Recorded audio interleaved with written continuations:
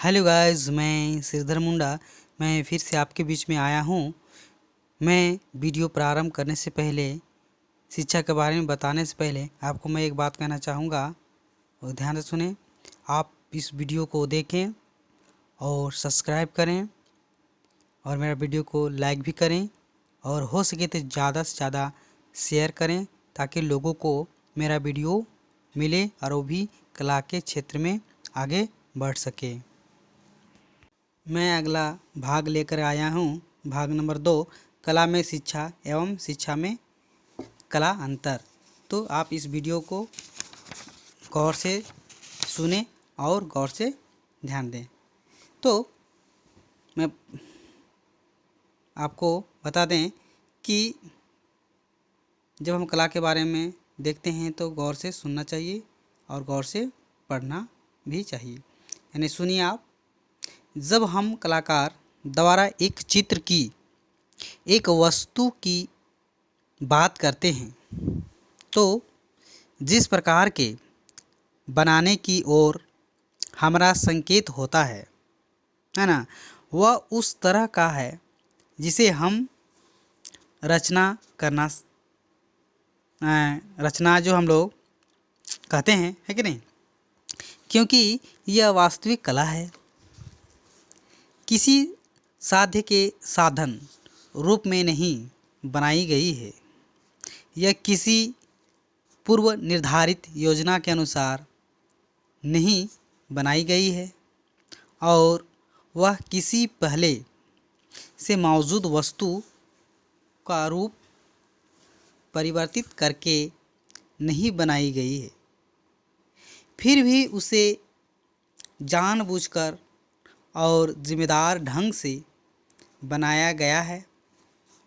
इस प्रकार की कला रचनाएं उन लोगों द्वारा ही संभव है जो ये जानते हैं कि वे क्या कर रहे हैं। वे पहले से यह नहीं जानते कि इस प्रयास का क्या परिणाम होगा, है ना? कोई भी हम लोग चित्र बनाते हैं तो परिणाम के बारे में हम लोग नहीं सोचते हैं, है कि नहीं? क्या होगा? कला रचना ऐसी वस्तु हो जिसे हम वास्तविक वस्तु कहें। ध्यान दें, यह एक काल्पनिक वस्तु हो सकती है। इस प्रकार एक कलाकृति की रचना उस वस्तु की तरह की जा सकती है जिसका एकमात्र स्थान कलाकार के मस्तिष्क में हो। यदि एक संगीतकार ने एक लय बना ली है ना? क्या बना ली है? लय। किंतु इसे लिखा, गाया या बजाया नहीं है, ऐसा कुछ नहीं किया कि इसे जन संपत्ति बना सके, तो हम,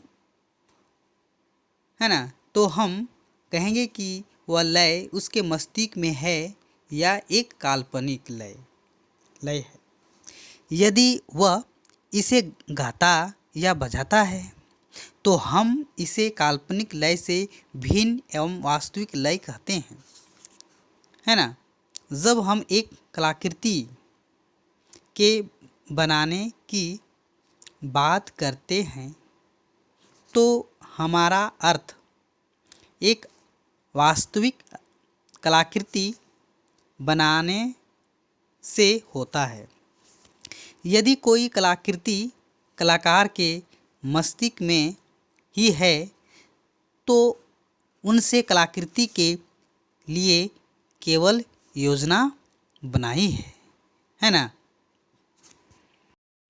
आगे ध्यान दें, कलाकृति का निर्माण 2 चरणों में होता है। ध्यान दें, प्रथम योजना बनाना, जिसका अर्थ रचना करना है। दूसरा, उस योजना को निश्चित सामग्री पर प्रस्थापित करना, जो गढ़ना कहलाता है। एक योजना बनाना भी सृजन का एक मामला है, एकत्रित करना है, जो, है ना, योजनाओं होने के कारण उसे दोहराना भी घबराहटपूर्ण होगा। यानी कहने मतलब डर लगता है कि गलती ना हो जाए जिस चीज़ को हम योजना बनाए हैं। इस प्रकार यह एक कलात्मक सृजन का उदाहरण है।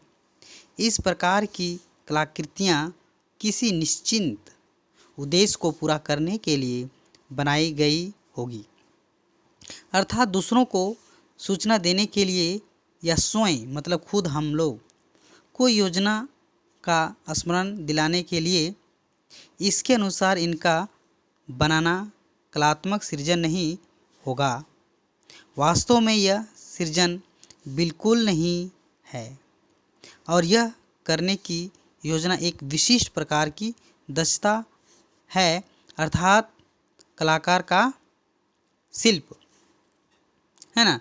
अपनी लय बना चुकने के बाद कलाकार कुछ और कर सकता है या बोलकर इसे गाया या बजाया जा सकता है। देखिए कभी कोई बजाता भी है और साथ में गाता भी है या लिख सकता है, और इस प्रकार दूसरों के लिए यह संभव कर सकता है कि वे भी अपने मस्तिष्क में उसे रख सके जो उसके मस्तिष्क में है।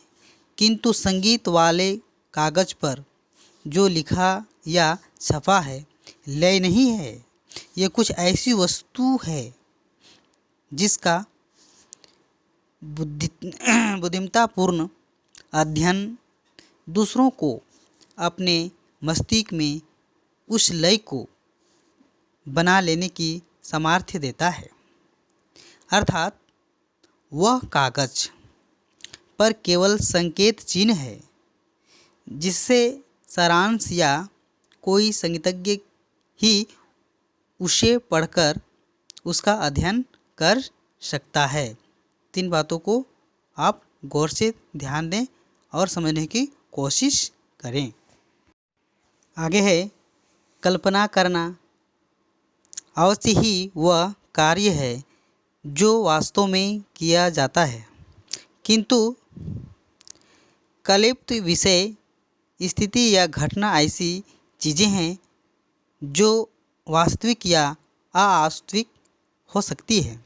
कल्पना करने वाला उसके वास्तविक या अवास्तविक रूप की चिंता नहीं करता।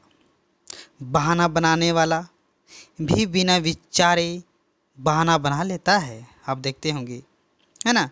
वह इस बात से अनभिज्ञ रहता है कि वह अपने लिए अवास्तविक विषय स्थितियाँ या घटनाएं बना रहा है, किंतु जब वह विचार करता है तो यह पाता है कि चीज़ें अवास्तविक है। वह इसे सत्य मानने की भूल कर बैठता है। वीडियो के अंत में यह आपसे कहना चाहेंगे कि मेरा वीडियो को जितना हो सके शेयर कर दें, लाइक करें, सब्सक्राइब करें, ताकि आपको नया नया मैं वीडियो बना कर के ले आता हूँ, आपको मेरा वीडियो मिले और आप भी कला के बारे में जानकारी अच्छा तरह से रख सकते हैं। सभी को बाय।